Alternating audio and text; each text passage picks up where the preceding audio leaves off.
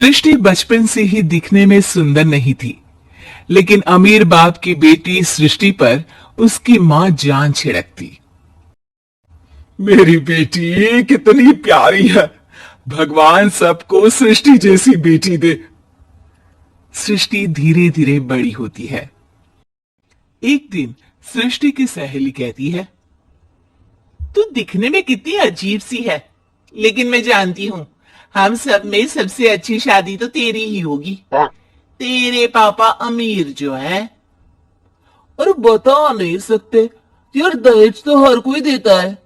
ये क्या ज्यादा ले जाएगी अपने पति के लिए? अरे बड़े शहर में कोठी है इसके पापा की। अरे पापा की है ना, कौन सी इसकी है? इसकी होती तब तो कोई भी लड़का इससे शादी कर लेता।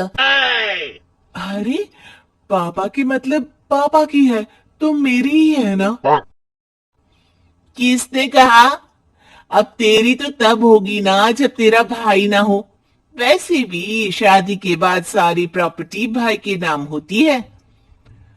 सृष्टि समझ जाती है कि उसे किसी भी हालत में माँ बाप की सारी प्रॉपर्टी को अपने नाम करना है, लेकिन कैसे?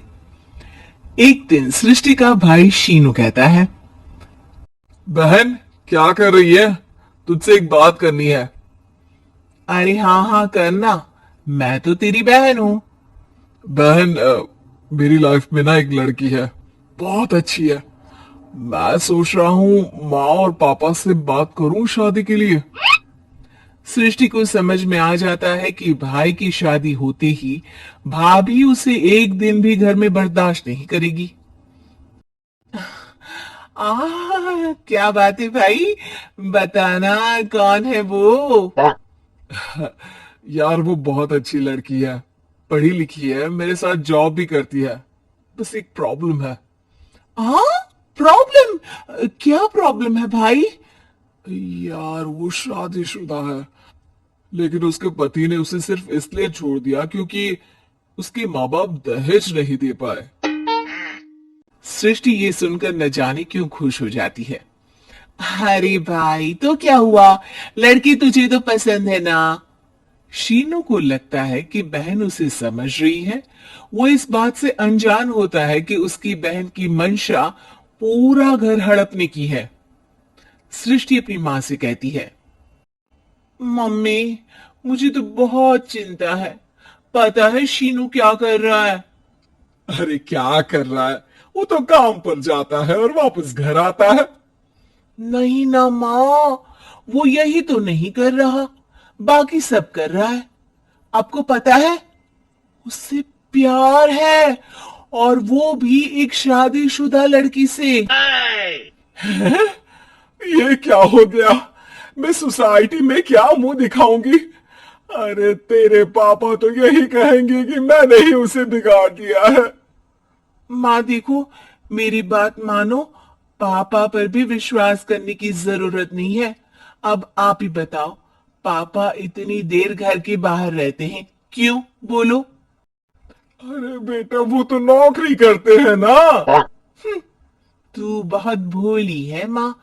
पापा का ऑफिस तो 7 बजे खत्म हो जाता है, लेकिन देखो कितनी देर से आते हैं। अरे नहीं नहीं बेटा, ऐसी कोई बात नहीं है।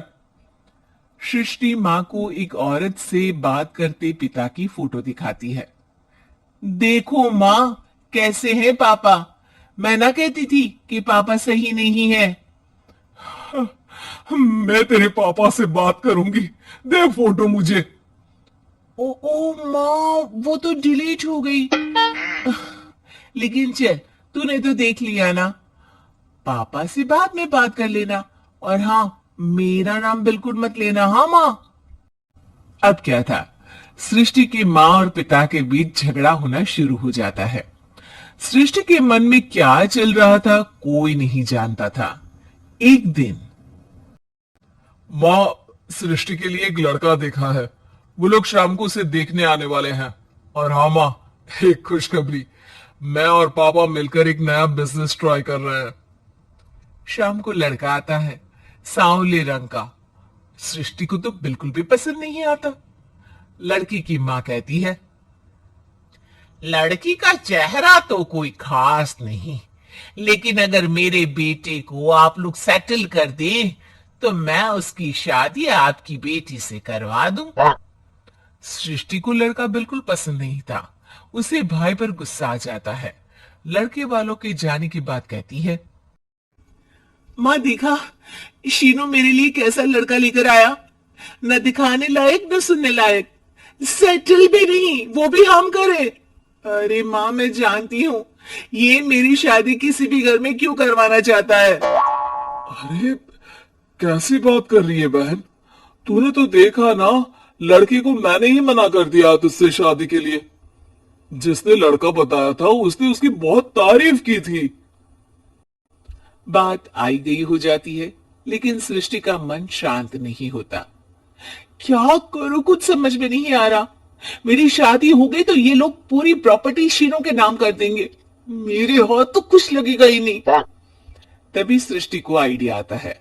वो किसी वकील को फोन करती है। जी देखिए, अगर आपके मम्मी पापा का तलाक हो जाता है तो आपके पिता की आधी प्रॉपर्टी आपकी माँ के नाम हो जाएगी, फिर उसे वो किसी को भी दे सकती है। सृष्टि अब माँ को बेटे के खिलाफ भरती है। माँ शीनू पर नजर रखा करो, वो जिस लड़की के प्यार में है ना वो शादीशुदा है। यहाँ आएगी सारा पैसा रुपया जमीन जायदाद सब हड़प लेगी। पापा का भी हाल तुमसे छुपा नहीं है। ऐसा ना हो कि मैं और आप एक दिन सड़क पर भीख मांगे। हे भगवान, मैं तो जीते जी मर जाऊंगी अगर ऐसा हो गया तो। ऐसा हो गया नहीं माँ, ऐसा ही होगा। अभी समय है, आगे का सोच लो। मैं तो कहती हूँ पापा से आधी प्रॉपर्टी लेकर अलग हो जाओ। पापा की आधी प्रॉपर्टी भी हम लोगों को अगर मिल जाती है ना तो अगले 7 जन्म सफल समझो। बेचारी माँ बेटी के कहने पर पति से तलाक लेकर अलग हो जाती है। सृष्टि अब पैसों से गाड़ी और अपने दूसरे महंगे शौक पूरे करने लगी। उसके दोस्त भी उसके पैसे इस्तेमाल करते। सृष्टि, कल तुम कहाँ थी? मैं सारा दिन घर पर अकेली थी। तो मैं क्या करूं? मैंने ठेका तो नहीं लिया है ना तुम्हें संभालने का। माँ को सृष्टि से ये उम्मीद नहीं थी। वो बैठकर रोने लगती है। वहीं उसका पति यानी कि सृष्टि के पिता आ जाते हैं। मैं जानता था कि तुम्हारा यही हाल होगा, तो आपने मुझे रोका क्यों नहीं? मैं रोकता तो तुम रुकती क्या? सृष्टि के कहने पर तुमने मुझ पर अपने बेटे पर शक किया, लेकिन तुम ये भूल गई कि कैसे हम दोनों ने मिलकर जीवन में इतना सब खड़ा किया। माँ पति के गले लग जाती है। मुझे माफ कर दीजिए, मैंने आपकी कमाई का एक बड़ा हिस्सा गवा दिया। कोई बात नहीं, तुम साथ हो तो मैं ऐसी 7 प्रॉपर्टी खड़ी कर दूंगा। तभी वहां सृष्टि आ जाती है रोते हुए। माँ, मयंक ने मुझे छोड़ दिया। वो बोल रहा था जब तक मेरे पास पैसे थे तब तक ही वो मेरे साथ था। पापा, माँ, मुझे माफ कर दीजिए।